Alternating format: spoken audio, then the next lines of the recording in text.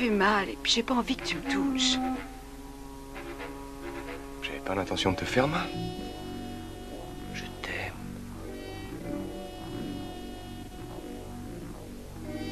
Je sais que tu le fais pas exprès. Mais pourquoi il faut toujours que ce soit toi qui décides?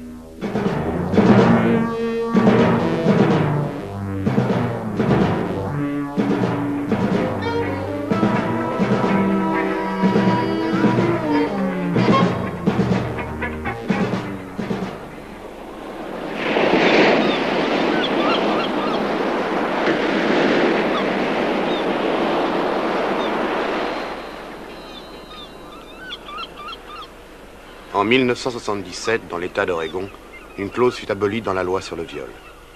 Précédemment, l'accusation pour viol n'était pas retenue à l'intérieur d'un mariage ou d'un concubinage. Depuis cet amendement, cette défense n'existe plus.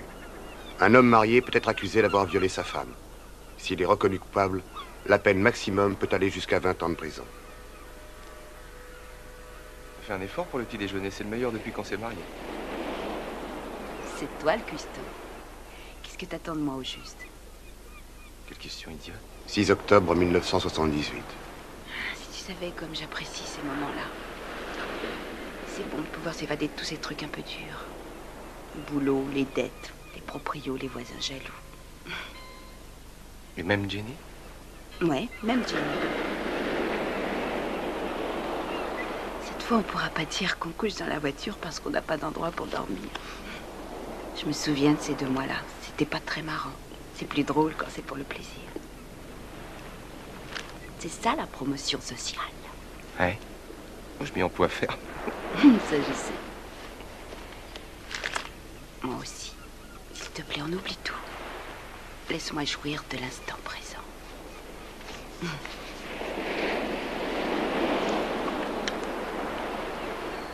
Tu sais que tu es fabuleuse. Oui, mais c'est bien pour ça qu'on est là tous les deux.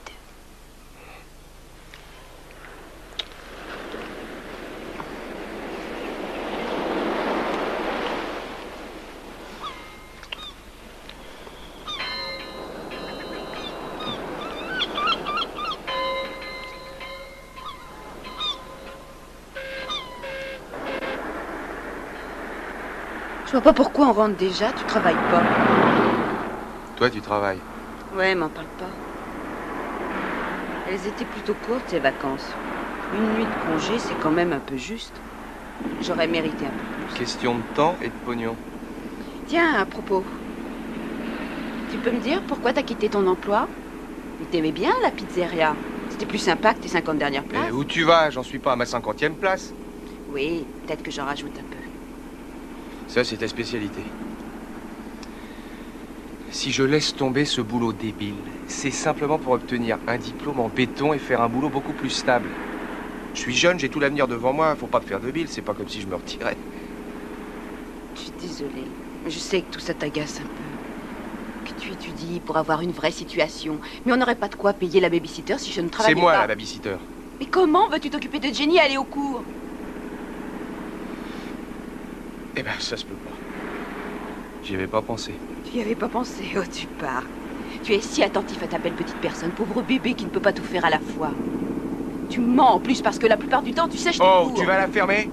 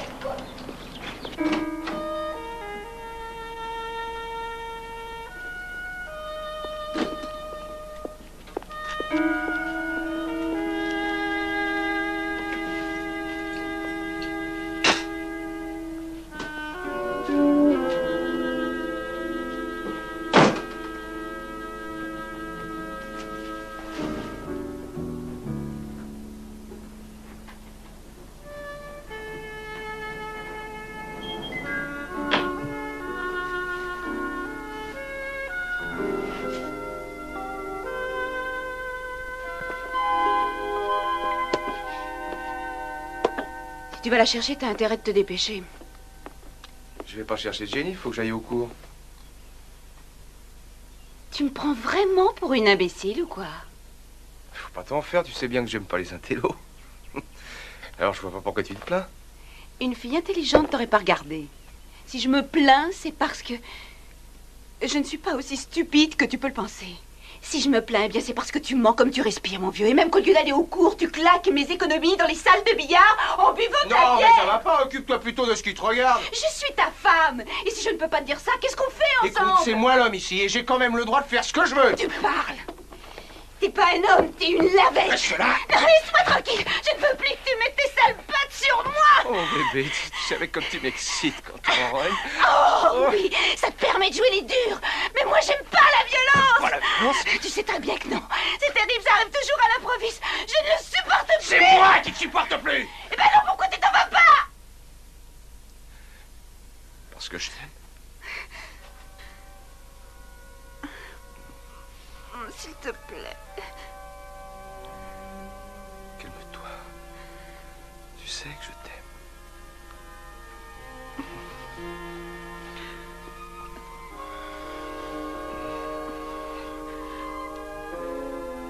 Octobre 1978.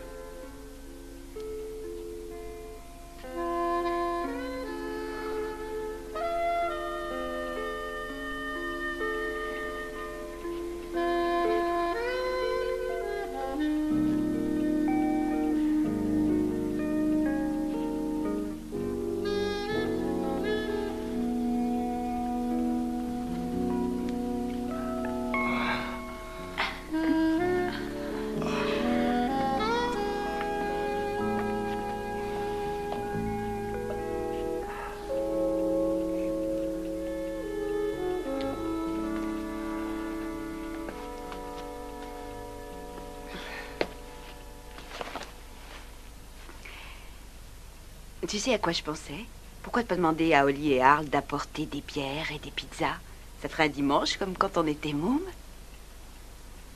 Oui, mais pourquoi pas dire à Oli de venir toute seule? J'irai faire un tour, histoire de vous laisser tranquille toutes les deux. Attends, j'ai une idée. On lui propose une partie à 3, hein? Tu trouves ça drôle? Hein? J'en ai marre de toi. Complètement marre de toi, de tes humeurs, je ne supporte plus. Mais tu vas me rendre cinglée. Non, pas maintenant, j'ai pas envie.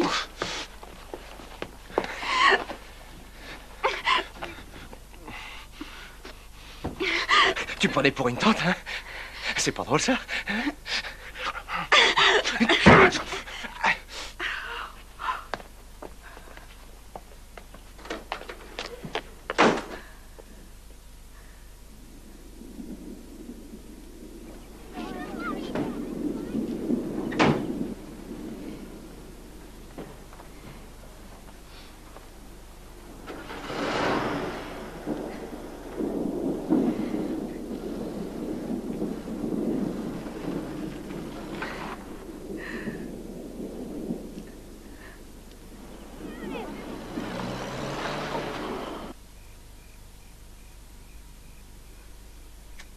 C'est devenu complètement fou, puis ça va pas aller en s'arrangeant. Ça en arrive à un tel point que je ne sais plus quoi faire. Mais c'est quoi au juste? Un truc de jalousie? Oui, c'est ça, mais en plus, il me frappe au moindre prétexte.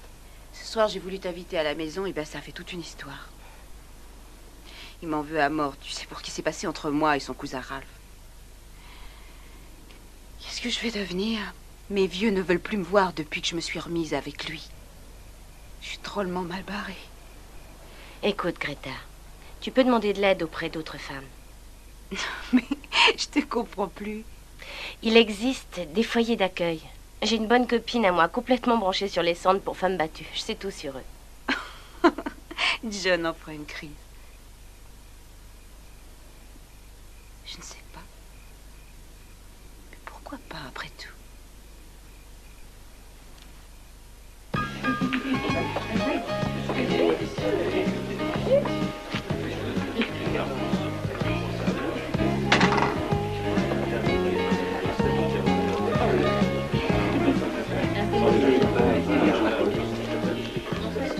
Ouais, ma revanche. La chance, ça tourne.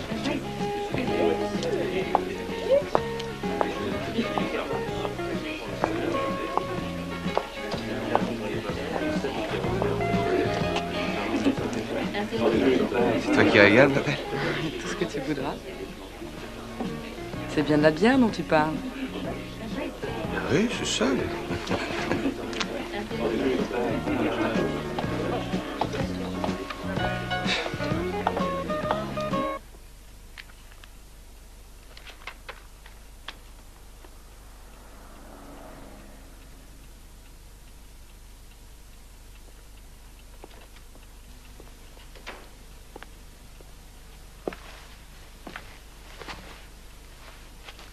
Alors, t'as perdu? Combien? Tout ce que t'avais. C'est ça le cinéma que tu faisais à Ralph? Le coup de la femme malheureuse? Le grand numéro de la solitude? Tout ça pour inspirer sa pitié? C'est pas un numéro, c'est vrai. Oui? Je suis très malheureuse. Quant à ce qui a pu se passer avec ton ordure de cousin, tu le sais. Peut-être. J'ai perdu la main en les abîmant dans l'eau de vaisselle. Faut pas m'en vouloir. Tout ce que je veux, c'est de serrer très fort. Ah oui? T'as tout ce que tu veux avec ta petite pétasse du Lucky.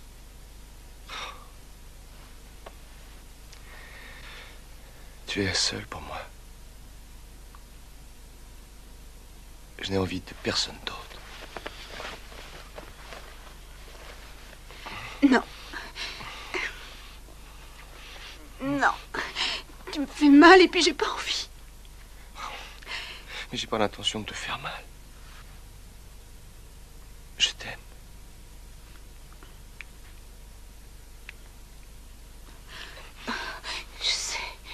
Je sais, tu le fais pas exprès. Mais c'est toujours la même chose, c'est toi qui décides.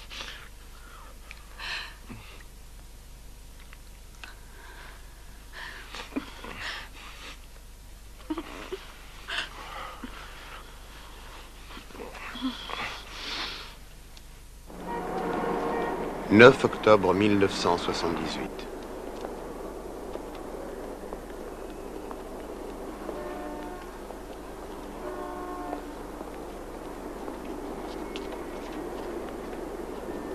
Centre d'accueil des femmes battues. Je ne sais vraiment plus où j'en suis.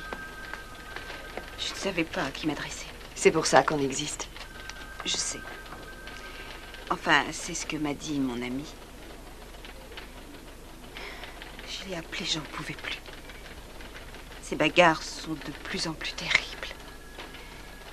J'ai vraiment eu très peur. J'ai cru qu'il allait me tuer. Je me suis peut-être un peu affolée, Hélène. C'est vous, Hélène? Je préfère t'épargner le nom de famille. Aviez-vous songé à la séparation avant toutes ces crises, bien sûr? Oh, on s'est déjà séparés plusieurs fois. Au début, j'ai été voir mes vieux. Ces gens un peu rigides. Ils ont toujours été distants. Et j'ai fait cette énorme bêtise. Je suis tombée enceinte, mais l'homme était marié. John est venu me reprendre et ils m'ont dit qu'ils ne voulaient plus jamais me revoir. En partant, ma mère m'a carrément traitée de sale petite grue. Tu t'es fait avorter? John, lui, savait tout. Je suis tombée enceinte à nouveau. Cette fois, c'était de lui. Alors, on se sépare et puis on se remet ensemble, on s'étripe et après on se raccommode et chaque fois, c'est de pire en pire. Depuis quand êtes-vous mariés? 4 ans.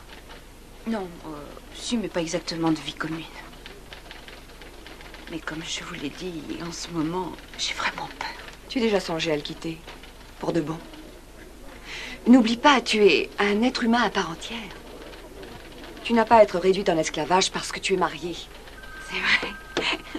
Dites ça, John. Qu'est-ce que je vais devenir? Je suis perdue, puis toute seule dans mon coin. Mais ton cas n'est pas désespéré. On est là pour t'aider. Il s'agit simplement de prendre des mesures.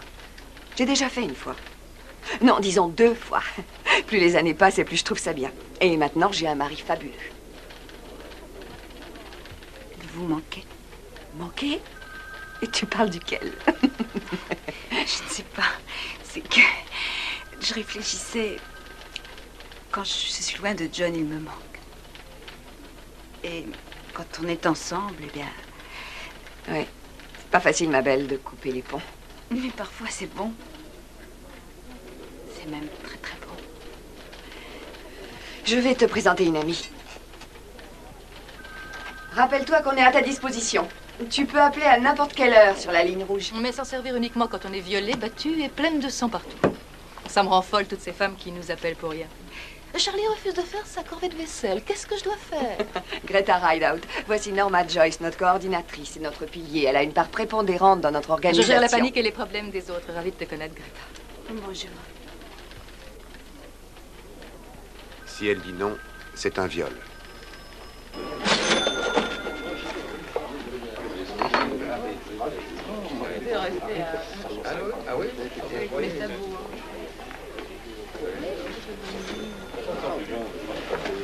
Quel est ton problème? Tu peux tout dire à maman. J'en peux plus, je vais quitter John. Sois pas stupide. Je savais que t'allais dire ça et c'est pour ça que je préférais me taire. Alors, c'est ce qu'on t'a conseillé au foyer de la femme?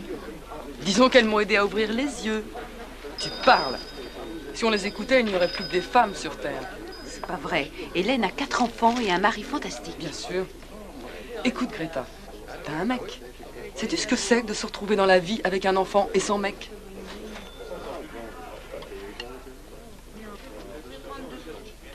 Oui, je sais.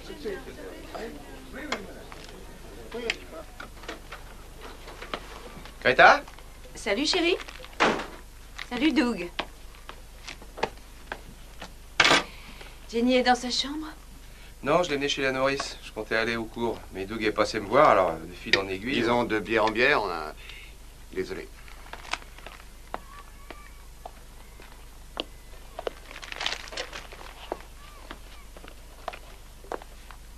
Je vous fais un truc à grignoter, puis après tu vas chercher Jenny?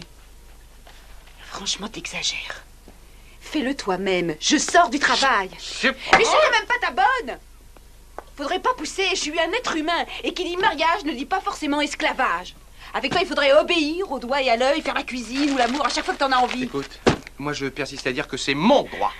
Oh non, pas du tout. On a changé la loi. Je te le dis à toute fin utile, un mari peut aller en prison s'il viole sa femme. N'importe quoi ton truc. Non, non, c'est vrai, ça date même de 77. Et personne n'y a encore recouru. C'est pas spécialement populaire et les gens ont un peu peur. T'as l'air drôlement bien renseigné. Bien sûr, ils en ont parlé hier sur la radio locale. C'était une émission spéciale. Alors là, c'est le truc le plus débile que j'ai jamais entendu. Tu veux dire qu'une femme qui en voudra à son mari pourra se mettre à crier au viol? Ne me pousse pas. Un jour, tu finiras par aller un peu trop loin. C'est toi qui pousse un peu, Greta. 10 octobre 1978, 2h30 de l'après-midi.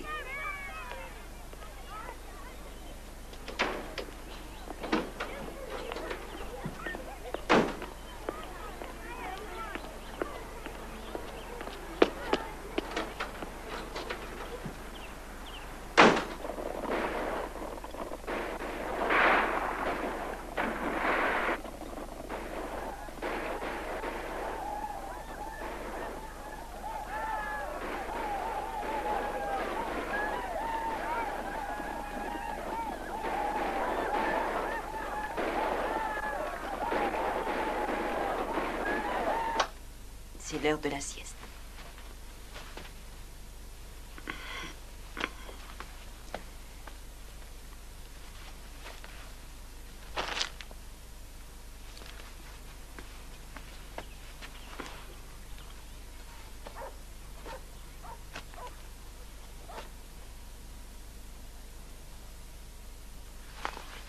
Fais de beaux rêves.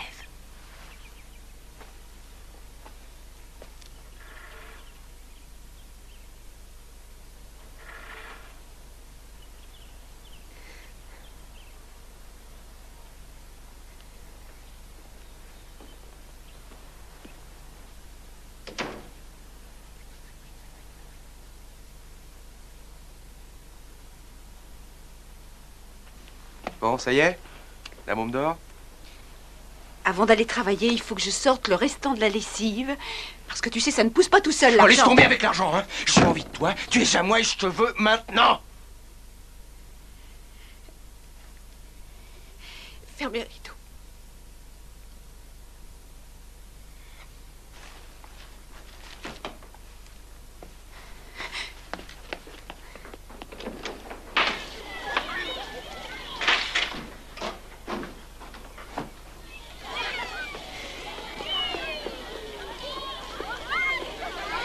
Suzanne, il faut que tu m'aides. Suzanne. Oh, j'ai la trouille. John est devenu complètement fou. Je ne sais pas jusqu'où il peut aller. Est-ce que je peux appeler la police de chez toi? Bien sûr.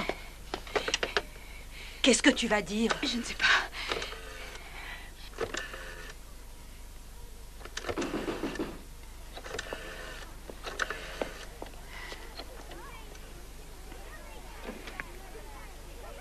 Greta?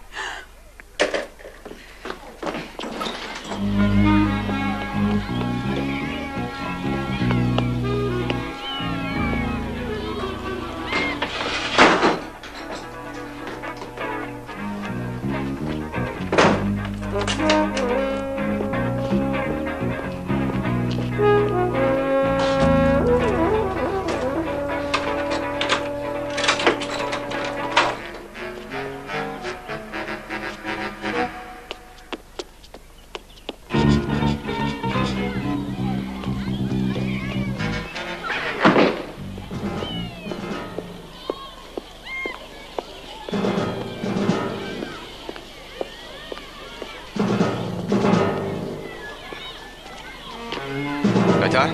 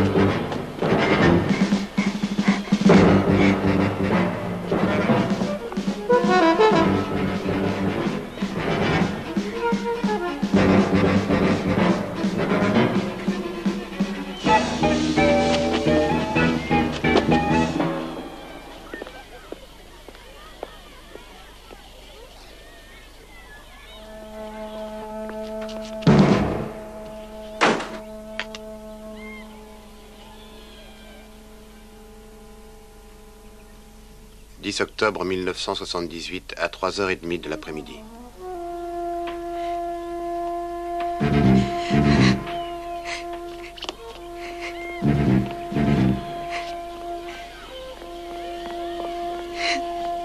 Suzanne! Suzanne, cette fois, il m'a eu. Je suis morte de peur, il va me tuer, il faut que tu m'aides. Essaie de te calmer, Greta. Ne panique pas. Et qu'est-ce que je dois faire, Vanda? Je ne peux pas attendre Hélène. Cette brute m'a amochée. Il n'y a pas été de ma mort. Alors appelle la police. C'est ça, j'appelle la police et je vous rappelle après. Et c'est quoi, police secours? 555 67 00. Merci.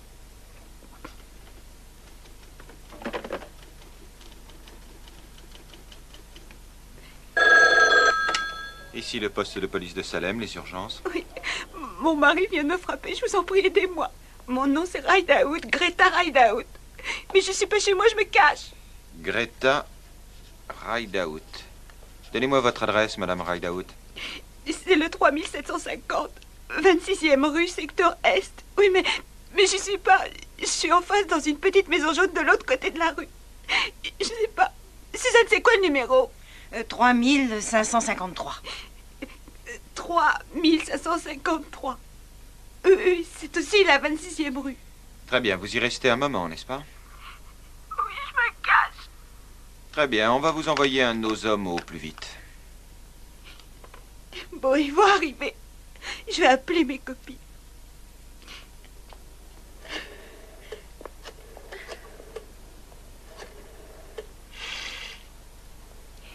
C'était terrible.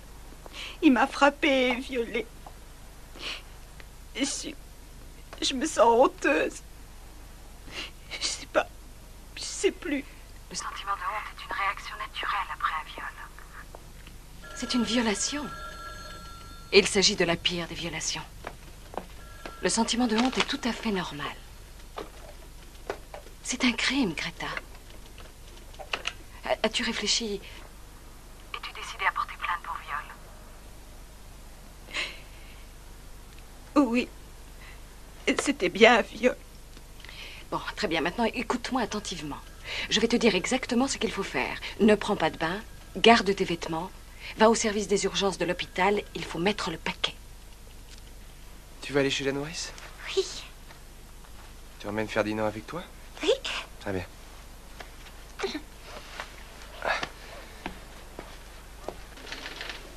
On demande le sergent Whitaker au bureau du lieutenant.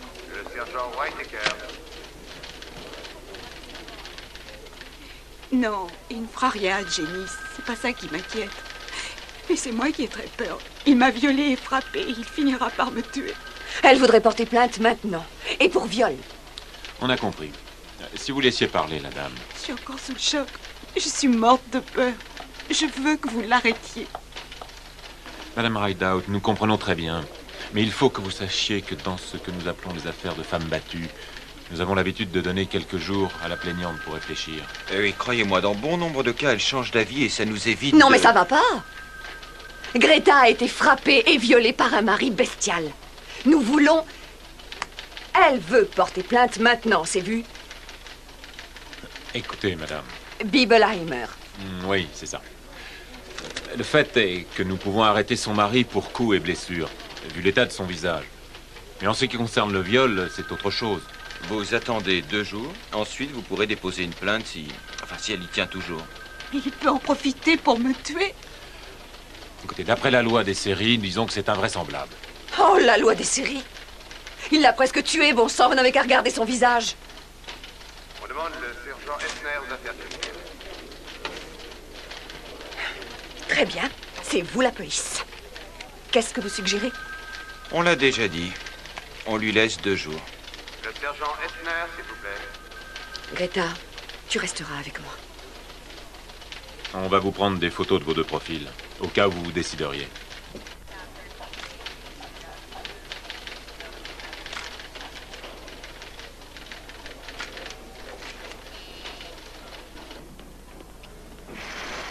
Très bien, Greta, c'est tout.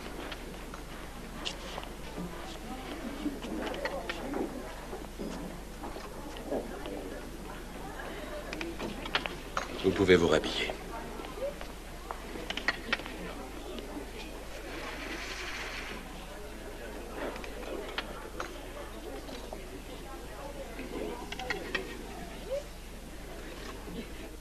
Choc émotionnel. Traumatisme partiel. Bleu et contusion multiple autour de l'œil gauche. Et léger renfoncement au-dessous de la pommette. Je peux dire, en m'appuyant sur les observations de l'examen pelvien et vu l'état émotionnel de Madame Rideout, qu'il y a bien eu accouplement forcé.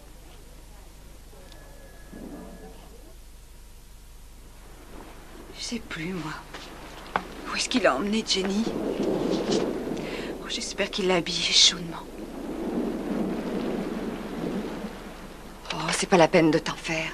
Tu m'as déjà dit plusieurs fois qu'il était très gentil avec elle. Il l'a peut-être emmenée chez sa nourrice. Oh, j'ai tellement peur. Par moments, j'ai envie d'aller le retrouver et de lui pardonner. Tu peux pas faire ça. Il s'agit pas d'aller donner raison à la police en jouant les femmes battues, résignées. Ce serait trop facile pour lui de s'en tirer. N'oublie jamais ça, Greta. Si tu as le courage de l'affronter, tu serviras de modèle à toutes ces femmes battues qui ont peur de se défendre. Vraiment? Alors tant pis, j'irai jusqu'au bout. C'est très bien. Oui, mais quand même, il risque la prison. Il mérite une sanction, mais... Il aura 6 mois, pas plus. J'ai beau y être habituée, je ne comprendrai jamais. Quoi? Pourquoi ce sont les plus malmenés qui tiennent à protéger leur mari? Il n'y a pas que John. Je pense à ma propre position. Je prends ça comme une sanction. Me retrouver seule et sans John. Je sais de quoi il retourne. Je suis déjà passée par là. J'aurais mal à l'intérieur. Je souffrirais de son absence. Je suis désolée, Greta. Je peux très bien comprendre. Ça m'est arrivé à moi aussi. Faut dire que ça fait si longtemps. Finalement, ces modifiés qui ont raison. Je te dis pas le nombre de femmes qu'on reçoit au centre. Nous faisons notre possible pour les remonter et leur redonner des forces morales pour se battre. C'est comme la drogue, elle retombe dans le piège. John a sur moi comme une emprise. Je m'en rappelle très bien. Il m'a possédée dès la première fois où je l'ai vu. Je l'ai aimé dès la première seconde. Il faut t'en défaire. Quitter cet enfer.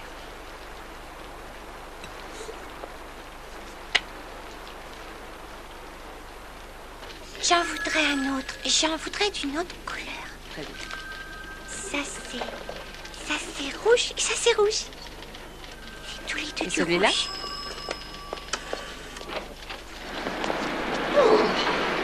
Ça y est, mon voilà. Ah, tu as pu venir, c'est fantastique. On te croyait retenu au tribunal. Non, c'était simple. Monsieur Jones garde la stéréo et Madame Jones garde les 8 enfants. Salut, Jean. Salut, Norma. Greta, voici Jean Christiansen. Nous comptons beaucoup sur elle. Je suppose qu'Hélène t'a dit qu'elle allait te défendre et s'occuper de ton divorce. Mon divorce? Tu ne peux t'attendre à ce qu'on te prenne au sérieux que si tu envisages le divorce. C'est que j'y avais pas pensé. Merci. Mais c'est pour moi un privilège. Je suis très fière. Enfin, on est toutes fières de vous, Greta. Il faut beaucoup de courage pour faire ce que vous faites. Eh bien, ça ne me semble pourtant pas si terrible. Ça l'est pourtant. Il faut vraiment du cran. Oui, notre ami a raison. Et ça demande beaucoup de cran si vous ne savez pas ce qui vous attend. Il va pourtant falloir vous y préparer. Car la femme abusée qui ose poursuivre son cher mari pour viol devient du jour au lendemain la cible des hommes. D'une part parce qu'ils la croient disponible et parce qu'ils sont convaincus qu'elle a tout fait pour. Quant aux femmes, elles se méfient d'elle. C'est pas la peine de l'effrayer, Jean. Ça ne me fait pas peur. Bien. Je voulais simplement vous montrer la réalité en face, sans la moindre complaisance. Cette gentille petite ville a beau présenter un visage net, il semble qu'on y cultive le vieil adage « Tu peux faire tout ce que tu veux, tant que tu ne vas pas l'étaler au grand jour ». Vous pouvez compter sur nous, on est derrière vous. Oh là là, je vois déjà la tête de notre cher procureur quand il va prendre connaissance de cette plainte. Il n'a pas mené une seule procédure pour viol depuis 15 ans qu'il occupe cette fonction. Et voilà que d'un seul coup, il va devoir le faire avec une nouvelle loi. Et tout ça, grâce à toi, ma chérie.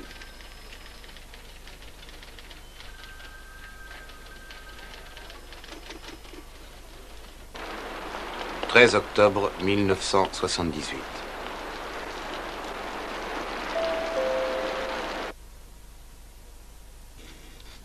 Oui, il m'a frappé avec brutalité. J'ai cru qu'il allait me casser la mâchoire. Ensuite, il a appuyé très fort sur mon cou. J'ai failli étouffer. C'est à ce moment-là que je lui ai cédé. Vous voyez, il m'a battue pour me soumettre à sa loi. C'est pour ça que je veux déposer une plainte pour viol.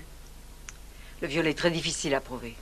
J'ai traité de nombreux cas potentiels de viol et souvent, ça tourne en un drôle de combat, la parole de l'un contre celle de l'autre. Oui, ça, nous le savons. Mais là, nous avons assez de preuves. C'est bien possible. Mais simple question. Avez-vous considéré l'autre solution? Vous pouvez l'accuser pour coups et blessures avec violence sexuelle. Les victimes d'un viol traînent toujours une mauvaise image derrière elles. C'est pourquoi la plupart ne vont pas jusqu'au bout. Je veux l'attaquer pour viol. Il le mérite. Il aurait pu au moins me demander pardon. Et il ne l'a pas fait.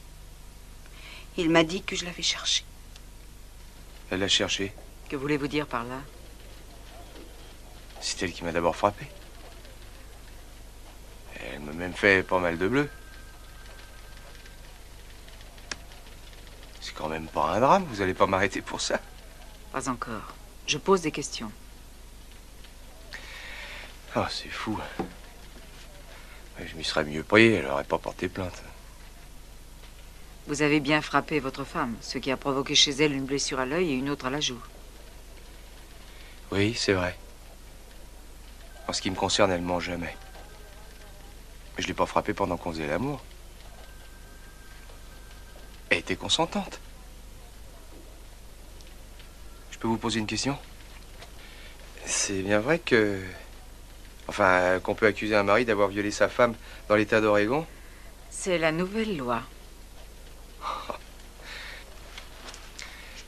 C'est la chose la plus débile que j'ai jamais entendue. Avez-vous fait quelque chose sur la voiture de Greta pour l'empêcher de s'enfuir?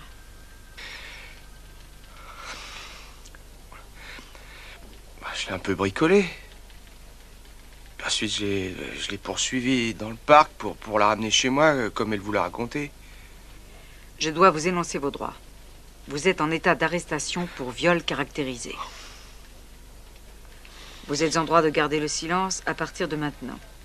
Vous n'avez plus à poser aucune question ni à faire la moindre déclaration. Est-ce que tout ceci est bien clair?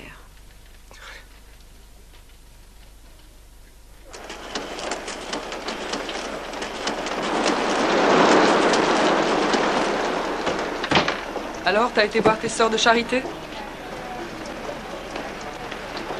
Oh, Tony, remplace-moi, tu veux? Excusez-moi.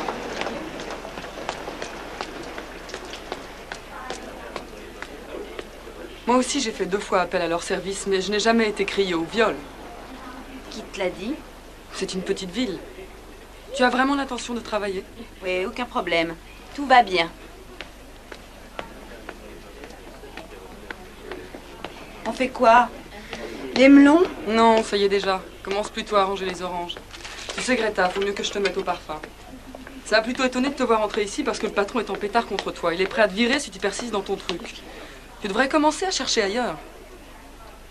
Alors là, je comprends plus. C'est moi qui ai tout pris, non? Je suis la victime, alors pourquoi ça le met en colère? Il est comme la plupart des mecs. Il pense qu'on se fait pas violer sans y mettre du sien. Toi, t'es pas loin de penser comme eux. J'en connais un rayon là-dessus. Je vois pas très bien pourquoi tu montes ça en épingle. Il faut quand même pas pousser avec la violence des maris. Ça leur arrive tous une fois de temps en temps. Pas comme John. Exactement comme lui. On voit que t'as pas vécu avec tous les autres. T'occupes, j'ai ramassé des bleus il y a un mois. Ça marche avec la bouffe sur la table, ça marche avec les chemises à repasser. Le mec qui va pas regarder si t'as un cheveu gris ou si tes dessous font des marques. Ça fait partie du jeu.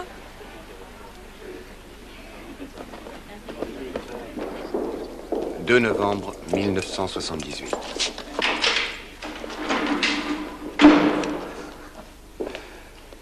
Hé, Ralph! T'es venu me tenir compagnie? Non, bon, j'ai décidé de te faire sortir d'ici. Eh bien. Eh ben, tu vas te tirer ou quoi?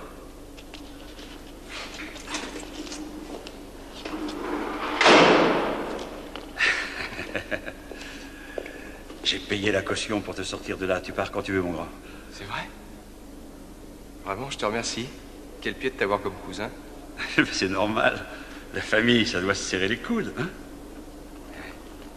Et quand on bosse au Pentagone, ça en impose toujours aux gars qui manipulent tout ça. Ouais, je parie qu'à l'heure qu'il est, il meurt de trouille. Ouais. J'ai parlé à ton avocat, le petit gars que ta mère t'a trouvé. Il a tout de suite souscrit à mon idée.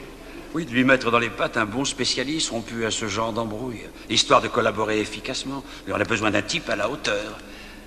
J'ai sondé tous mes vieux potes de l'armée en leur disant, les gars, mon petit cousin s'est mis dans un bins d'enfer, le voilà inculpé par le grand jury de viol caractérisé.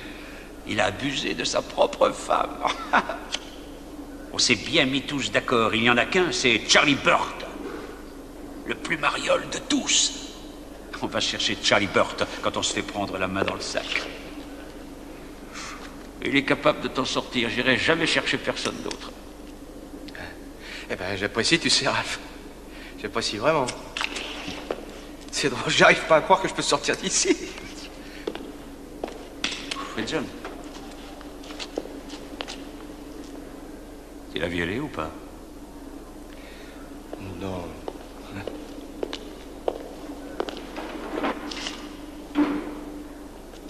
Et toi? Non.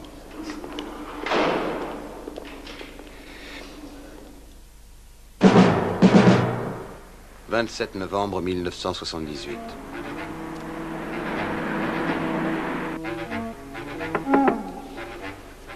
Oui, entrez. Bonjour. Bonjour, Geller. Monsieur Burt. Ça va? Voici John. Bonjour, monsieur Burt, on m'a déjà beaucoup parlé. Alors, asseyez-vous.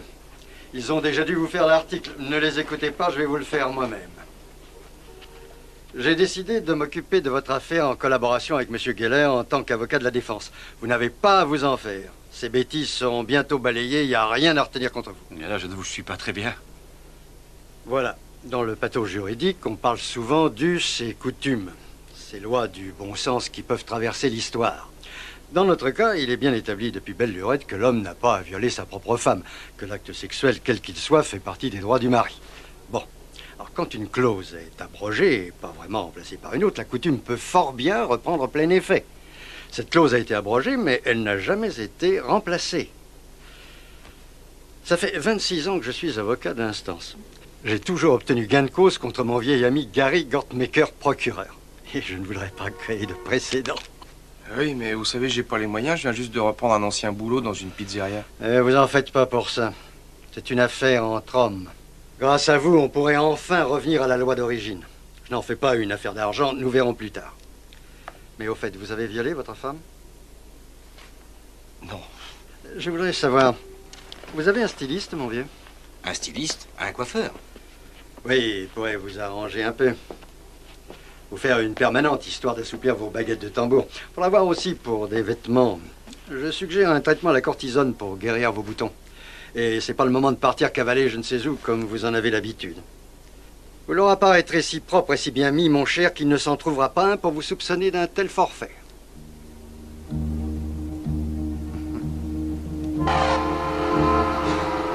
Écoutez, ça peut paraître idiot, mais ce serait pas mal. Si je la voyais, c'est vrai, pour arranger le coup avant que ça s'envenime. Je n'y crois pas une seconde. Quoi? Je disais que je n'y croyais pas une seconde. Je sais pas, peut-être que si on pouvait se retrouver, on réglerait nos différends. Pourquoi on n'essaie pas? Comme vous voudrez, John. Mais si vous avez le moindre contact avec elle, vous risquez de perdre votre liberté provisoire. Vous retournerez en prison et cette fois, vous y resterez pour de bon. Compris? Je voudrais un poil plus ondulé, bien souple.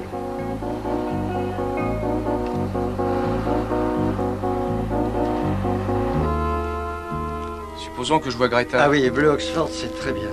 C'est pas mal, ça. Et puis qu'on me mette en tôle, ce serait long. Ah, faites pas d'idiot. Parfaitement assorti à ses yeux bleus. Et c'est quand le procès, monsieur Burt? C'est drôle, j'ai toujours eu un fait pour la période de Noël. Je comprends pas ce que vous dites, là. Bah, c'est très simple, si le procès nous amène jusqu'à Noël, ils seront obligés de libérer le jury, qui pourra bien éplucher tous les papiers anti-Greta et la contre-publicité. Non, je n'ai pas dit ça, Paul. J'ai simplement dit que j'avais un fait pour la période de Noël, qu'il s'agisse de moi ou du jury. Voyez-vous, passer un bon Noël en famille, c'est la plus belle chose au monde, n'est-ce pas? De toute façon, vous ferez pas de mal à Greta. Du mal? Je suis d'accord pour qu'on améliore mon image. Je veux m'en sortir. Mais la sienne, faudra pas l'abîmer. Pete, pas de revers au pantalon et pas trop serré surtout. John, vous êtes très classe.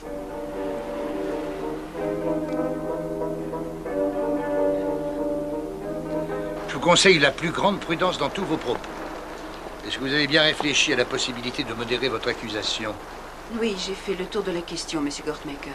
Mais j'ai comme l'impression que maintenant, je ne peux plus reculer. Ne serait-ce que vis-à-vis des autres.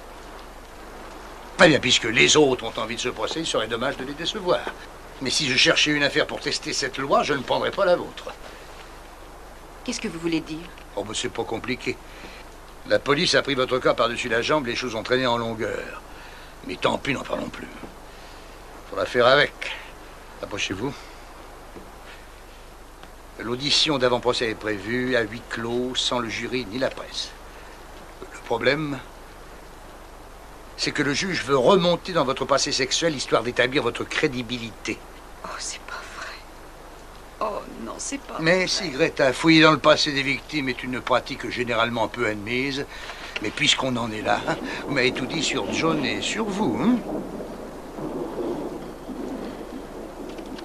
13 décembre 1978, audition préliminaire.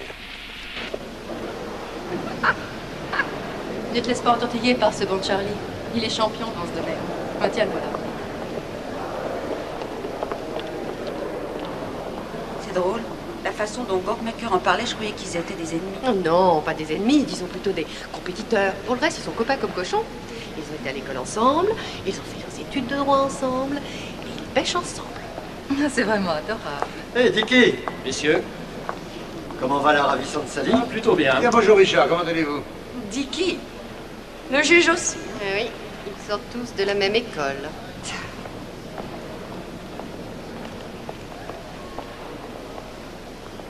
Et à cette époque-là, vous avez dit à votre mari que Ralph Larson vous avait violé. Oui. Un peu plus tard, vous avez été dire à d'autres gens que ces déclarations étaient fausses, que Ralph Larson, en fait, ne vous avait pas violé. J'ai dû dire ça une fois, oui. À qui l'avez-vous dit? À qui avez-vous dit que Ralph Larson ne vous avait pas violé, que cette histoire était fausse? Eh bien, à John. À votre mari? Oui. Alors, une fois, vous lui dites « Mon chéri Ralph Larson a abusé de moi », et la fois d'après, il ne l'a pas fait. Oui, mais c'était parce maintenant, que... si j'en crois votre première... Excusez-moi. Vous vouliez peut-être dire quelque chose. Si la deuxième fois j'ai prétendu le contraire, c'est parce que Ralph est venu me voir au magasin et m'a fait des menaces de mort. Il voulait que je revienne auprès de John sur mes premières affirmations. Très bien. Poursuivez, maître. Bon, sinon, mais à part cet homme du Minnesota dont vous avez bien voulu nous faire la description, avez-vous eu des relations sexuelles avec d'autres hommes durant cette période? Non. Connaissez-vous une dénommée Holly Duncan? Oui. Depuis combien de temps la connaissez-vous? Depuis 1976. Depuis quand? Depuis 1976. Vous est-il arrivé de parler à votre mari des relations sexuelles qui vous unissaient, que vous auriez interrompues brutalement? Je crois que ce n'était pas tout à fait ça, non. Avez-vous dit à votre mari qu'il y avait une histoire d'amour entre vous et que vous l'aviez réprimée d'un commun accord? Oui. Vous avez dit ça à votre mari? Oui. Était-ce vrai? Non, non, c'était pas vrai. Dites-moi précisément ce qui s'est passé entre Holly et vous. Nous avons parlé. Et d'après 2 ou 3 choses qu'elle m'a dit sur ses rapports sexuels avec son mari, j'ai eu comme le sentiment qu'il avait des pulsions homosexuelles quelquefois. Vous pensiez la même chose que John? Oui. Je me disais que pour moi, c'était un bon moyen de lui faire aborder ce thème. Par jeu, je me suis mise à le provoquer. Et c'est pour ça que vous lui avez dit qu'entre vous et Holly, des rapports sexuels auraient pu s'établir? Oui. Et avez-vous... Enfin, disons qu'en ce qui concerne Mme Duncan, d'après ce que vous venez de dire, il ne s'agissait que de pure invention et de jeu de l'esprit? Oui, ça m'intriguait. J'essayais d'imaginer... Ah, puisque vous parlez d'imagination, vous serait-il parfois arrivé d'avoir d'autres fantasmes sexuels en ce qui concerne les hommes ou les femmes? Oui. Votre honneur, il est extrêmement difficile de faire la part des choses en la matière. Elle n'a pas employé le mot fantasme. Et je crois qu'elle a une conception en tout point différente du mot imagination. Formulons autrement. Il est possible que je fasse une erreur lorsque j'emploie le mot fantasme. Je pensais simplement à toutes ces images qu'un jour ou l'autre, on peut projeter dans son esprit. Point, c'est tout. En d'autres termes, de nouvelles images de ce type vous seraient-elles venues à l'esprit? Oui. Et impliquait-elle aussi bien les hommes que les femmes?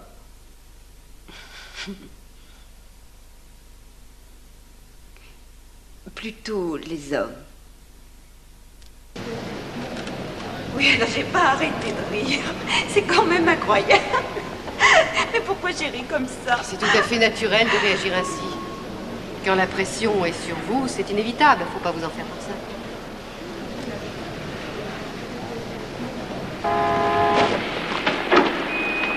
continue à déballer tous ces trucs en public, on va prendre pourquoi? Je suis quand même pas une dépravée. Bien sûr que non, ma chérie. Fouillez dans le passé de tout le monde et ça sentira tout de suite mauvais. Oh, Greta! Excusez-moi. J'ai des mauvaises nouvelles. Le juge a décidé de faire une exception. Il veut en savoir plus sur vos motivations. Comment vous expliquer ça? Mes amis m'ont dit que vous pouviez vous y opposer. Ben, j'y ai pensé, mais j'ai peur que ça se retourne contre vous. Car si on ne leur permet pas d'aller à fond dans votre passé, il faut pas se leurrer, ils imagineront le pire. Ah oui, je comprends ce que vous voulez dire. Oui, je vois très bien. Marc, mesdames. J'arrive pas à le croire, ça. Je vais te dire ce que tu es. T'es qu'une pute. T'as menti. Mais dis-le nous que tu as menti. Non, c'est pas vrai, c'est vous qui m'affolez. Je t'adore ça qu'on t'affole. Hein, t'aimes ça? Hein? Greta, alors tu vas nous le dire, oui ou non? Parle, dis-nous ce que tu fais d'habitude dans les bars. Je ne parle jamais comme ça. Je vais jamais dans les bars. Oh, ça va. Parle-nous le Ralph.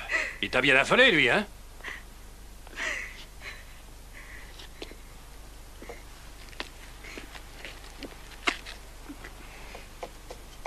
Tu vas nous dessiner ton appartement. Rien qu'un croquis grossier.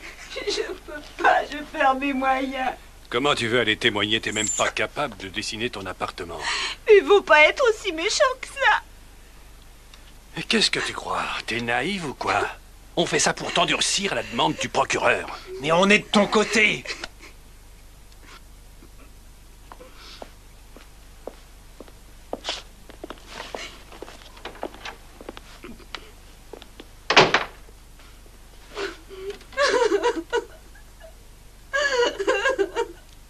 Mais si vous croyez que c'est comme ça que vous pourrez l'aider... Parce que vous vous croyez peut-être plus maligne que les autres. C'est pas vrai. Il a raccroché comme un malpropre. Écoute, Norma, je viens d'en parler avec Greta. Toutes les deux, on a le sentiment qu'on devrait renvoyer l'affaire, déplacer le procès. T'as très bien vu ce qui se passe dans cette ville. Salem est devenu très moraliste tout à coup. Non, on vit ici. Il faut aller au bout de cette histoire, même si c'est pas évident. Alors on passe par la ligne des urgences, cher monsieur Gortmacher. On vous a peut-être tabassé. Ah, c'est votre politique, ça, de rester en dehors de la mêlée. Vous êtes désolé. C'est à Greta qu'il faudrait le dire.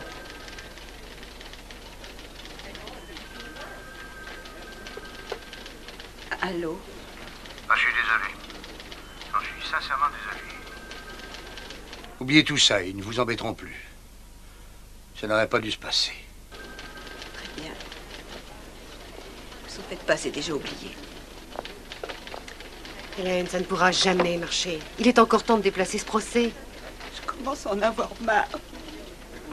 Je suis fatiguée. Tout ce que je veux, c'est rentrer chez moi. Oh, si seulement je pouvais voir John. J'ai envie de rentrer chez moi.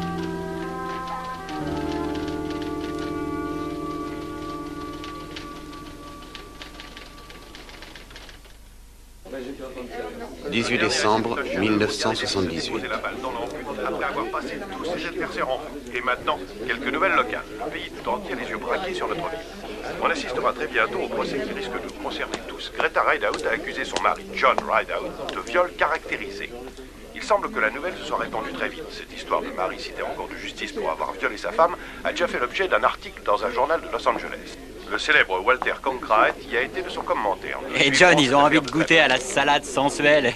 C'est pas des blagues, même qu'elle est dans le menu. Tu me lâches un peu, tu veux? C'est que t'es devenu un véritable symbole sexuel. J'ai demandé à une des filles si elle voulait une pizza, elle m'a dit l'aphrodisiaque. Et qu'est-ce que c'est? Un nouveau sorbet miracle? Alors, je suis désolé, je dors un peu. Je suis un peu plus dans les vapes que d'habitude. Il me traite à la cortisone pour faire partir mes boutons.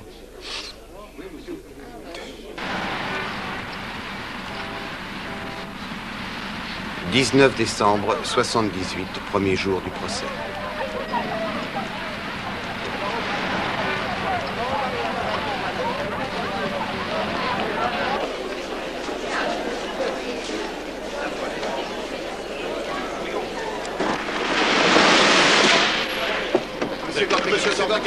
laissez-moi. Laissez-moi. S'il vous plaît. Avez-vous lu mon papier dans le journal de ce matin? J'ai pas eu le temps, je travaillais, moi. Une drôle de tête, la police. Non, elle ne viendra que pour sa déposition. Elle est le témoin. C'est pas l'accusé, quand même. Finis ton petit déjeuner. Oh! Laisse-les sonner. Il faut que j'y aille. Norma m'attend au tribunal. Courage, ma fille.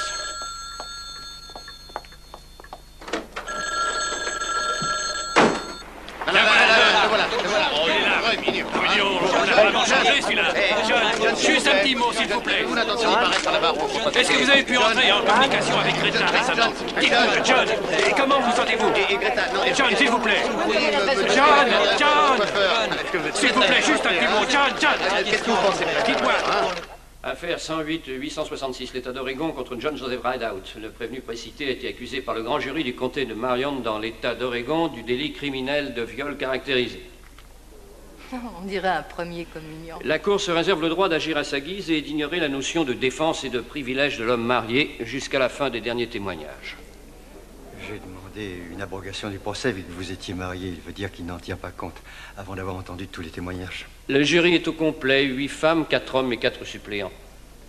Pourquoi toutes ces femmes? Les femmes entre elles ne se font pas de cadeaux.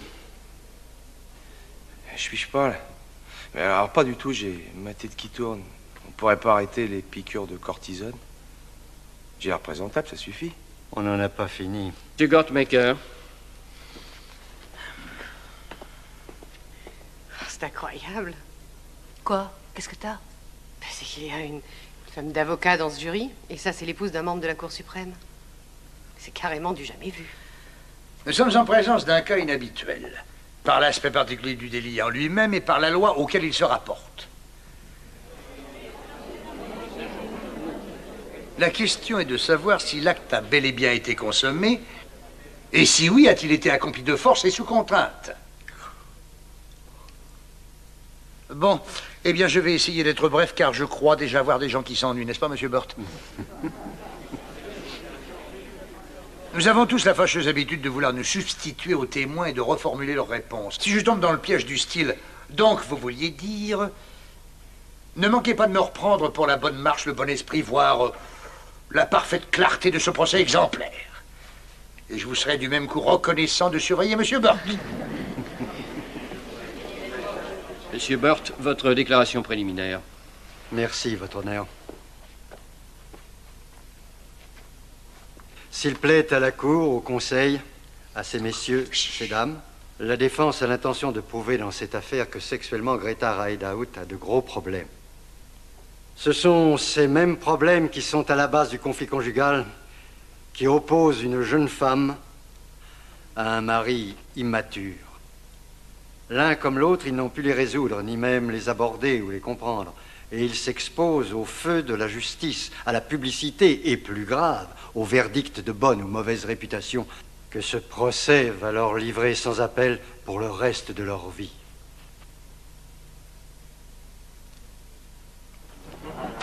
Vous avez une seconde, Gary?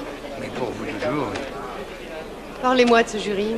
Toutes ces épouses d'hommes de loi, ça vous paraît normal? Auriez-vous peur qu'elles subissent des influences? Prenez Pauline Sperstra, et elle passe pour être intelligente et intègre. John Lent est une libérale. Alors vous êtes rassuré maintenant? Si vous pouvez me jurer qu'elles ne sont pas en rapport avec leurs époux. Si vous voulez bien m'excuser.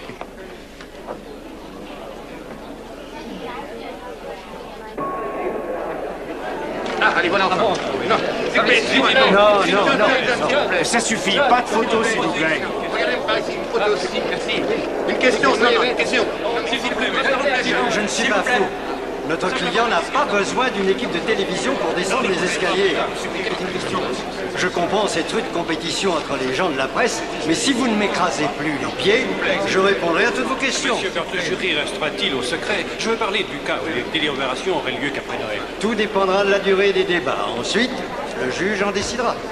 Au cas où on les laisserait sortir, ne craignez-vous pas qu'ils subissent des influences? Ils seront bien sûr sommés de faire preuve de prudence. D'ailleurs, ça n'est pas ce détail qui pourrait changer quoi que ce soit à l'affaire. Est-il vrai que Greta a eu 3 avortements, dont 2 n'ont rien à voir avec John? Messieurs, les questions s'arrêtent ici. Monsieur Burt, encore une question. Monsieur, non. Une seule question. Juste une question. 3550. Oui, 26e rue. Très bien, et vous allez y rester un moment? Oui, je me cache. Mesdames et messieurs, vous aurez noté comme moi qu'elle a appelé le foyer de la femme battue de Salem avant d'alerter la police. Et que dans aucun de ces deux appels, elle n'avait parlé de viol. C'est seulement après son deuxième appel à ce fameux foyer que l'idée a fait son chemin. Il nous a été facile de vérifier que Greta Rideout a repris les mots d'un écriteau situé dans le foyer en question. On y lit « Si elle dit non, c'est un viol ». Madame Godfrey, pourriez-vous parler un peu plus fort, s'il vous plaît? Je suis désolée. Vous et votre mari, vous êtes gérant du logement où habitaient John et Greta Rideout. Le numéro 2, c'est bien ça? Oui. Très bien. Avez-vous remarqué quelque chose d'anormal ce jour-là, dans les 3 heures de l'après-midi? Non. Quand avez-vous rencontré Madame Rideout après cette fameuse après-midi du 10 octobre? J'ai parlé avec elle au téléphone dans la journée du 11, mais je ne l'ai vue que le 12. Oui, disons le 12, hein? Avez-vous remarqué quelque chose d'inhabituel dans son apparence? Non. Et son œil au beurre noir? Oui. Ça vous a pas paru inhabituel, ça? Non. Mais j'ai eu l'occasion de la revoir 2 fois après le 12, au moment du paiement du loyer. Et elle était toute excitée par la publicité qu'on faisait sur elle.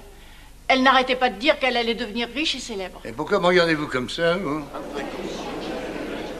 Est-ce que vous saviez, Madame Godfrey, que pendant près de 2 mois, il n'y a eu aucune publicité? Non. Eh bien, maintenant, vous le savez. Chut. Eh bien, j'ai entendu des voix. Disons plutôt une voix qui criait après une autre personne. Ça passait même à travers le mur. Parlez-nous plus précisément de ce qui filtrait dans votre appartement. J'ai entendu aussi comme des sons étouffés de quelqu'un qui essaie d'appeler au secours et qui n'y arrive pas. Dites-nous à quoi ce genre de son pourrait s'apparenter dans la vie courante. Disons que c'était un peu le genre de son qui sort de la bouche de quelqu'un qu'on bâillonne. Merci, Madame Morrison, c'est tout ce que je voulais savoir. Non, encore une question, Madame. Vous a-t-on dit que les témoins n'avaient pas à parler entre eux de leurs témoignages? Oui, monsieur. Il m'a pourtant semblé que certains n'avaient pas manqué de le faire. On peut avoir votre avis là-dessus? Eh bien, comme la plupart des gens, l'attente est longue. Ils se mettent à parler. Merci. Pourriez-vous garder votre témoignage pour vous? Oui, monsieur.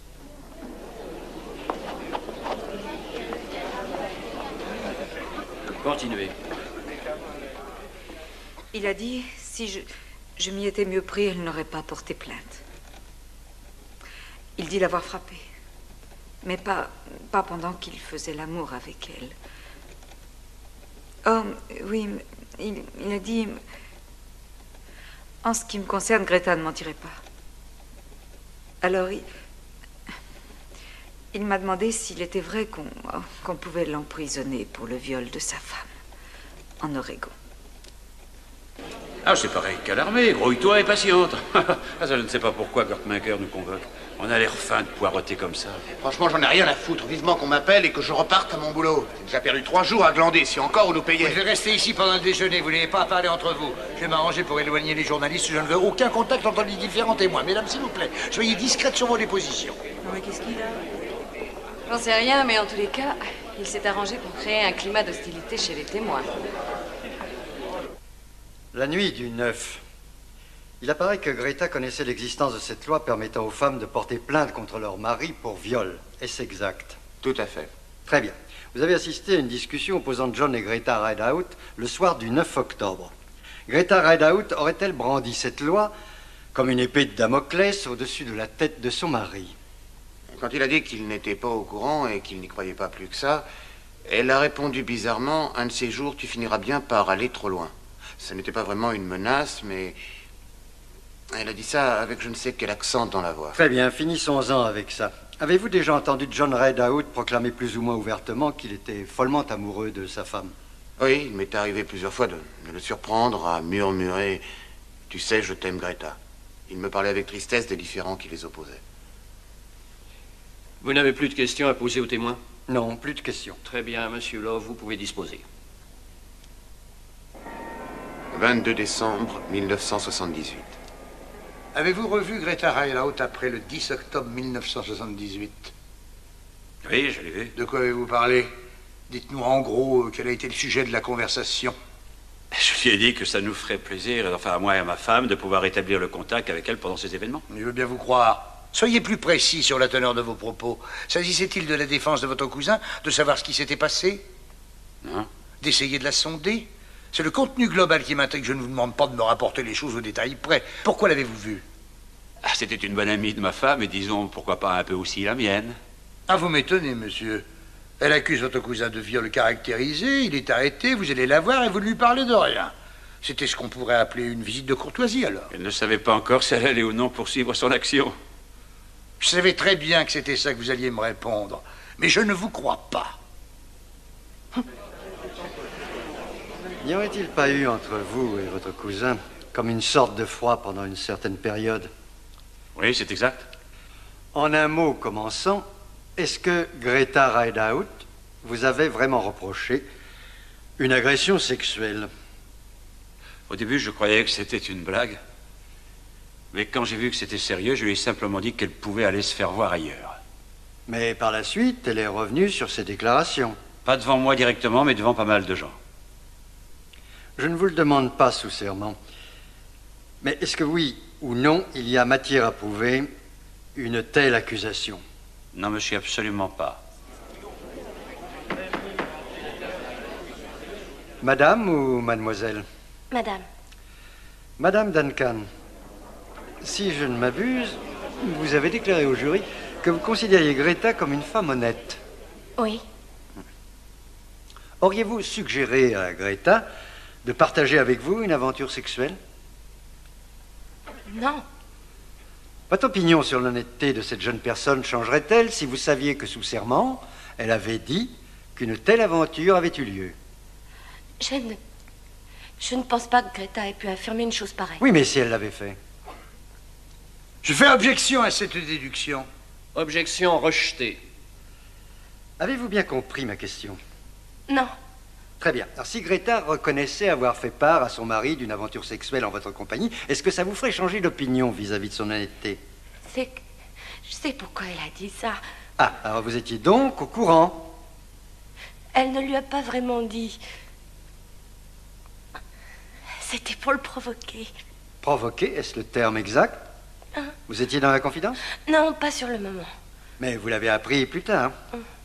Et vous maintenez que c'était un mensonge. Bien sûr que c'en était un. Et vous allez nous faire croire que c'est ça votre conception de la femme honnête. Qui irait mentir à propos d'une chose pareille? À mon point de vue, elle est honnête. Je le maintiens. Ah, vous voulez dire qu'elle est honnête, mais pas vraiment fiable à propos du sexe. C'est exact? Ah, c'est une question déloyale. Vous faites objection? Oui, il y a pression sur le témoin. Objection rejetée. Répondez à la question simplement par oui ou par non. Vous pouvez répéter votre question? Pouvez-vous relire la question? Elle est honnête, bien sûr, mais elle n'est pas vraiment fiable à propos du sexe. Est-ce bien ce que vous voulez dire? Non, je parlais de son honnêteté, tout ça. Répondez par oui ou par non.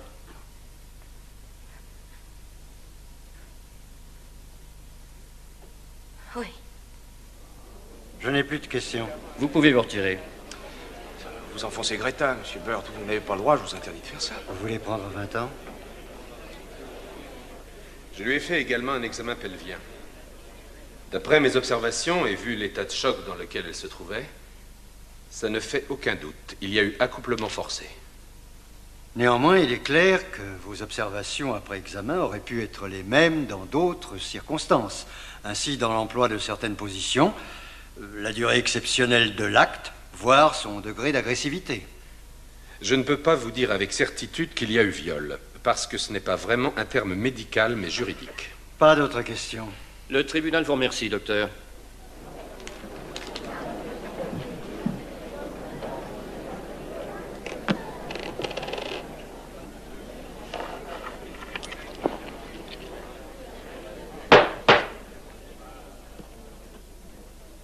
La séance est suspendue et reprendra le 26 décembre, c'est-à-dire mardi après les 3 jours du week-end de Noël.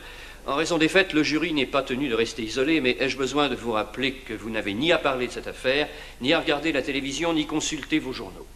Pour être précis, nous reprendrons à 9h30 mardi matin. Mais je ne vous laisserai pas partir sans une dernière recommandation. Passez un bon et joyeux Noël. La séance est levée. Comment voulez-vous que le jury reste à l'écart de la rumeur? Qui a pris cette décision? La décision d'ajournement vient de M. Burt. Pas vrai, Charles? Quant à celle de ne pas isoler les jurés, ça vient des juges. Vous faites tout pour l'enfoncer, Gortmaker. Pourquoi n'avez-vous que des témoins en faveur de John? Vous connaissez la loi des prétoires. Quand il n'y a pas de surprise, la défense et l'accusation se renvoient la balle. Oui, mais vous avez tout fait pour créer un climat d'hostilité chez les témoins. Vous n'avez pas répondu à ma question. Pourquoi n'avez-vous que des témoins en faveur de John? Parce que, soit dit entre nous, je n'en avais pas d'autres. Voilà. Madame Rideout mentait à son mari, 2 témoins l'affirment. Les femmes d'avocats. Et John qui sourit frais comme une rose. Et personne pour se pencher sur son passé. Et ce jury qu'on lâche pour les fêtes de Noël. Ils auraient dû prendre des souris muets. Mais dites-moi, pourquoi personne n'a envie de voir la même chose que moi? Parce que tu es trop fine. Mais je vais bientôt te rejoindre. Enfin, mardi, c'est le point d'or. Greta a intérêt à être très très bonne. C'est pas le moment de l'abandonner. Souhaite-lui un joyeux Noël. Je le ferai. Je t'embrasse.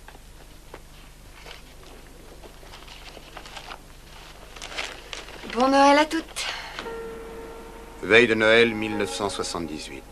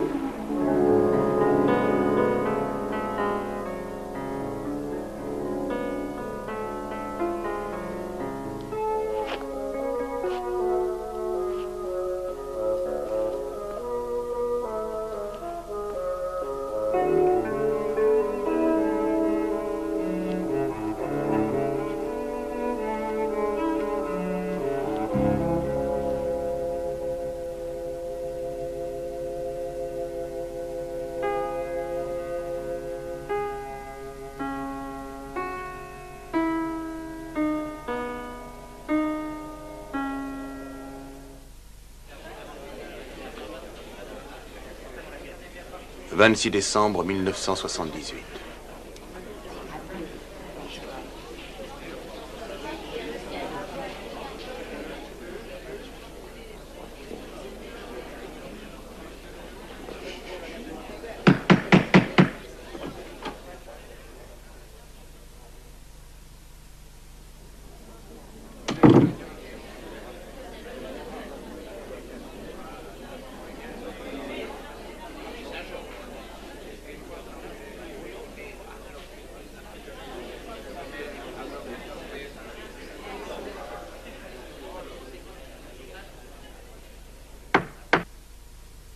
Il tapait dans la porte en criant « Greta, tu ferais mieux de m'ouvrir ». Il n'a pas arrêté de taper et j'entendais comme une voix déformée à l'extérieur. Je suis sortie en courant par la porte de derrière et j'ai couru jusqu'à la buanderie et je m'y suis réfugiée. Je l'ai vu trafiquer dans le capot de la voiture. À ce moment-là, j'ai pensé qu'il ne me restait qu'une solution, m'enfuir en courant. Alors j'ai vraiment été le plus vite que j'ai pu. J'ai foncé à travers le parc. Et dans ma course, j'ai regardé derrière moi et je l'ai vu. À cet instant, je me suis sentie comme impuissante. Mes jambes ne me portaient plus.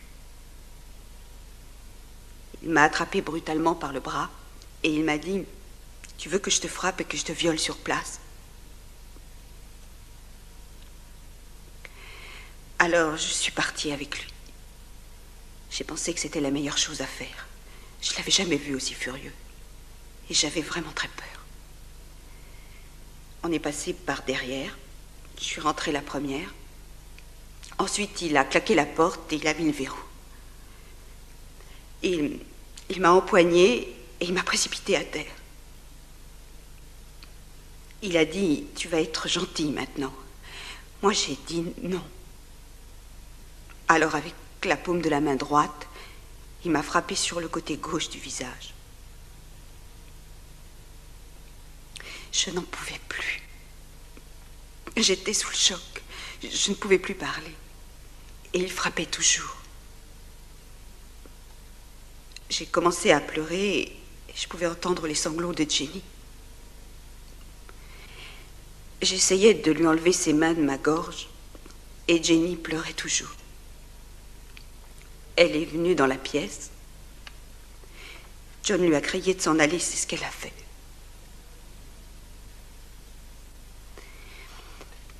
J'ai tout fait. J'ai essayé de crier et dans le même temps de me dégager de son emprise. J'ai failli m'évanouir. Je commençais à perdre la notion des choses. Et j'entendais toujours Jenny pleurer.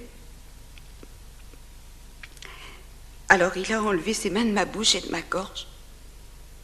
Je lui ai demandé pourquoi tu fais ça. Et il m'a répondu, tu ne comprends pas que je t'aime. Je lui ai dit non, tu es malade. Tu es malade. D'un seul coup, il a serré son poing droit et il m'a frappé au visage. J'ai failli perdre connaissance. J'en étais au point où j'avais décidé de me laisser faire, de tout lui céder. J'ai même cru qu'il allait me casser la mâchoire s'il continuait à taper.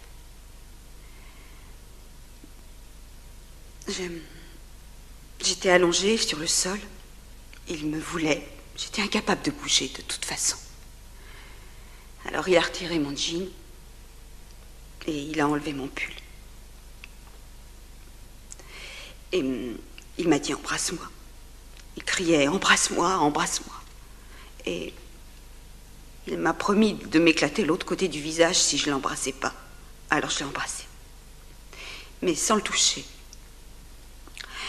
Il a dit je vais te frapper si tu ne me passes pas les bras autour du cou. Alors je lui ai passé les bras autour du cou. Alors il a crié plus fort, alors j'ai serré plus fort. J'étais en larmes. À bout. Je ne pouvais plus rien dire.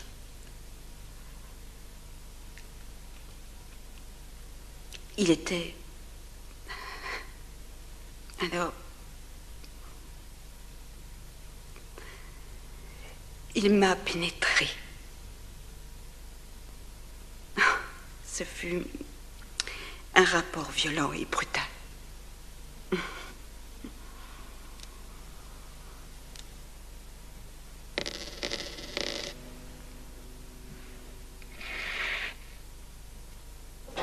J'ai encore souri. C'est pas possible.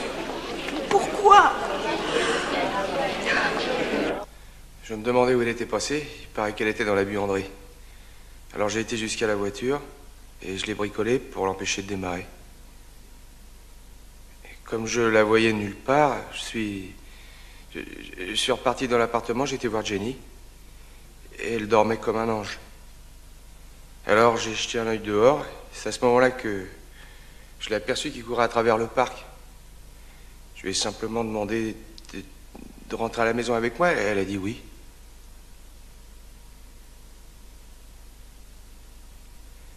On était à peine rentrés dans l'appartement qu'elle s'est mise à me frapper et à me gifler. Alors, je l'ai attrapée par le bras et elle a essayé de me frapper de plus belle. Ça commençait à me faire assez mal et elle m'a mis un coup de genou. Alors, si je me rappelle bien, j'ai fait un pas en arrière et puis un pas en avant et je l'ai frappé sur le côté gauche du visage.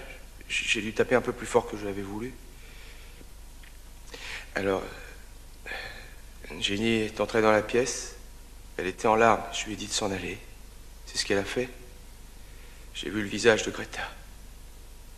Je me suis senti lamentable. J'avais honte de ce que j'avais fait. Et je lui ai dit que je regrettais, que j'étais nul. Je lui ai dit que je l'aimais, que j'avais pas voulu faire ça. Je l'ai emmené à la salle de bain. Je lui ai demandé si... Elle voulait aller à l'hôpital, elle n'a pas voulu. Elle m'a dit ça va mieux. Alors,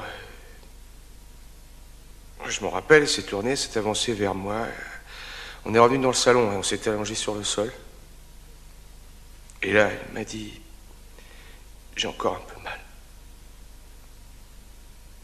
Alors moi, je lui ai encore dit que j'étais désolé, que j'avais pas voulu faire ça.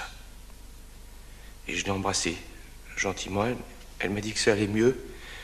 Et à ce moment-là, on était très émus, tous les deux. Mais on s'est rapprochés doucement.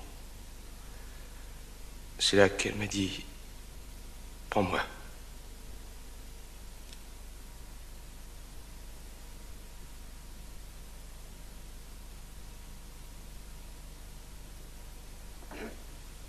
Et elle le voulait vraiment.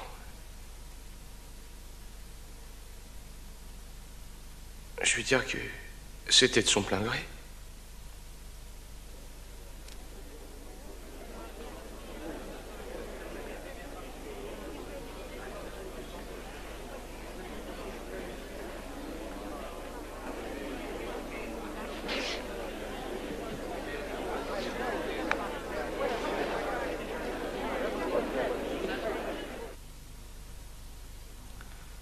Encore un autre problème avec Madame Rideout et son témoignage. Voilà une dame qui apprend la définition du viol au foyer des femmes battues, slogan qui, entre parenthèses, n'est qu'une ineptie juridique et qui ne passera jamais, je l'espère, à la postérité. Voilà bien sûr un bel étendard, mais tout ceci est du vent. Elle voulait simplement sortir de ce mariage. Depuis le 26, elle a fait des pieds et des mains pour obtenir un avocat, remplir des papiers. Et nous l'avons entendu soutenir à M. Love qu'une femme était en droit d'accuser son mari pour viol. Et ça, dans la soirée qui précédait cette fameuse tragicomédie.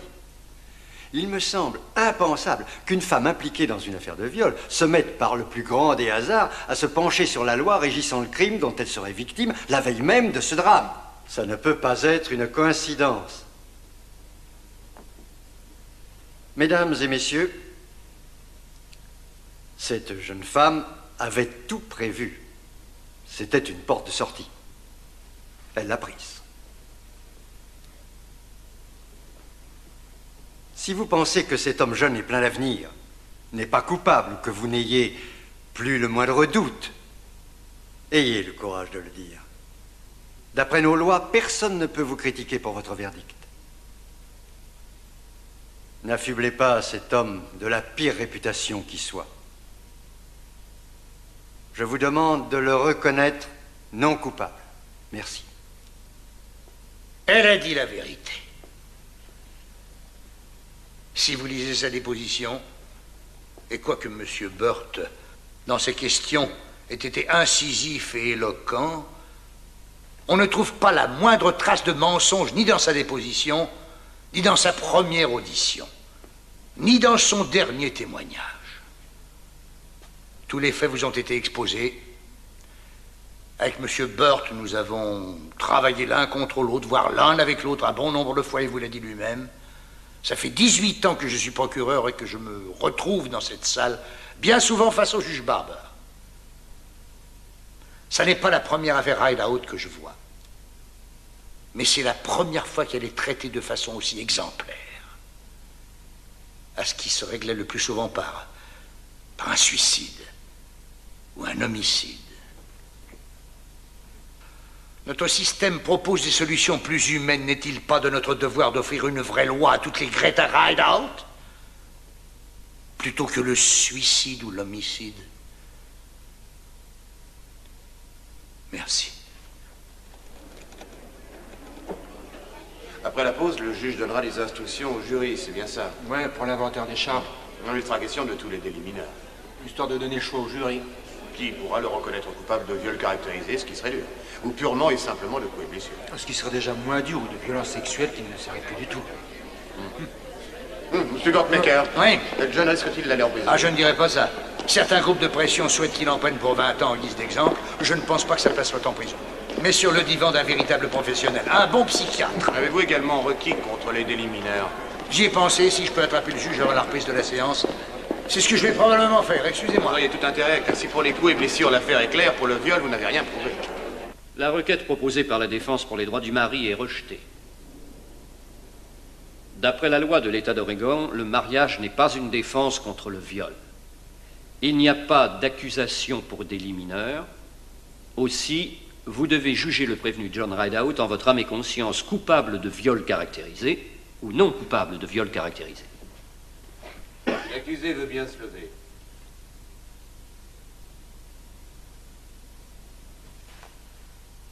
Nous déclarons l'accusé John Rideout non coupable.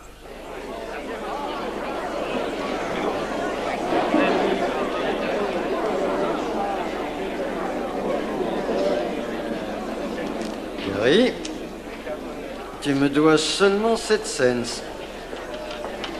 c'est 3 cents le point. Et 7 pour la gaille, tu te rappelles? Au moins, Greta n'a pas eu peur, elle. Et il gèlera en enfer avant qu'une autre femme accepte de mener le combat jusqu'au bout contre le comté de Marion. Je suis désolée. Greta, tu ferais peut-être mieux de rentrer chez toi et de te reposer.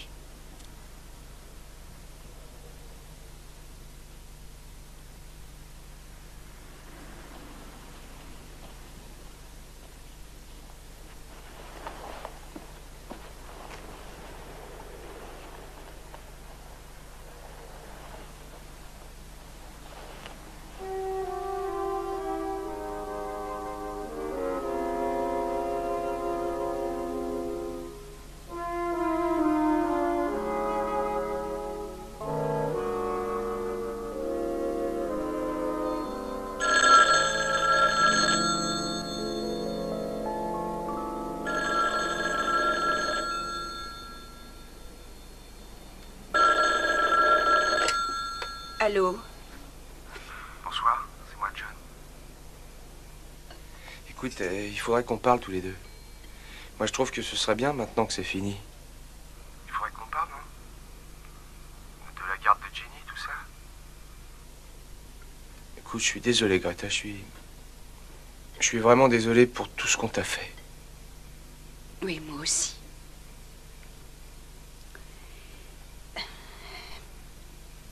Mais on n'a pas intérêt à être remarqués ensemble. Je te propose qu'on se retrouve au bout du parking qui est près du collège, là. Hein? Quand il fera nuit, vers 9 h. D'accord. Très bien. À tout à l'heure. Je t'embrasse.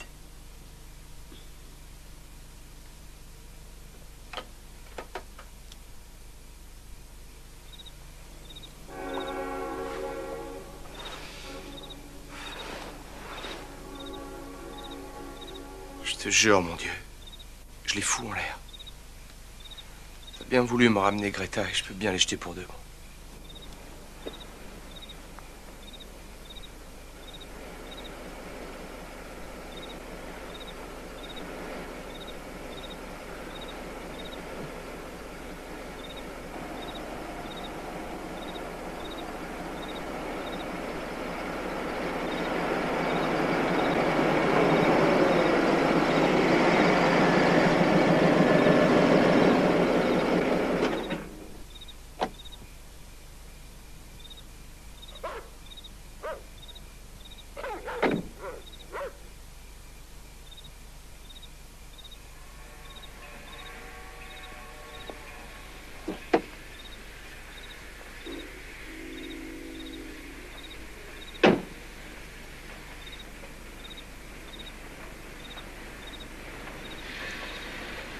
Je te l'ai dit tout à l'heure, on pourrait parler de la garde et... Oui. Et c'était vraiment horrible. Je crois qu'on est les seuls à savoir à quel point ça a été horrible. Je parle du procès et tout ça. C'est promis, je serai plus jamais comme ça. Plus jamais.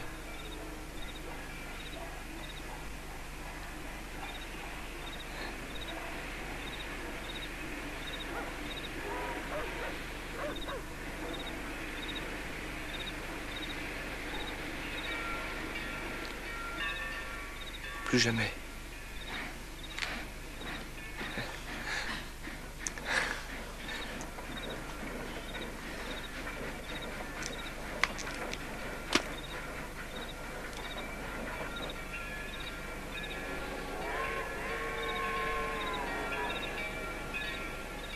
John et Greta se réconcilièrent, mais ils devaient divorcer en avril 1979. 6 mois plus tard, John était arrêté et mis en prison pour être entré par effraction au domicile de Greta. Après 2 mois d'incarcération, il accepta d'aller consulter un psychiatre et fut relâché. Il s'est installé dans un autre État et a trouvé un travail bien rémunéré. Greta réside toujours à Salem, elle prend des cours à l'université et elle élève sa fille. On n'a plus revu l'affaire de ce type dans l'État d'Oregon, mais le 24 septembre 1979, le premier mari à être inculpé pour le viol de sa femme a été condamné à une peine de 3 à 5 ans de prison. Pour la petite histoire, le verdict fut rendu dans une ville du même nom, mais il s'agissait de Salem, dans le Massachusetts.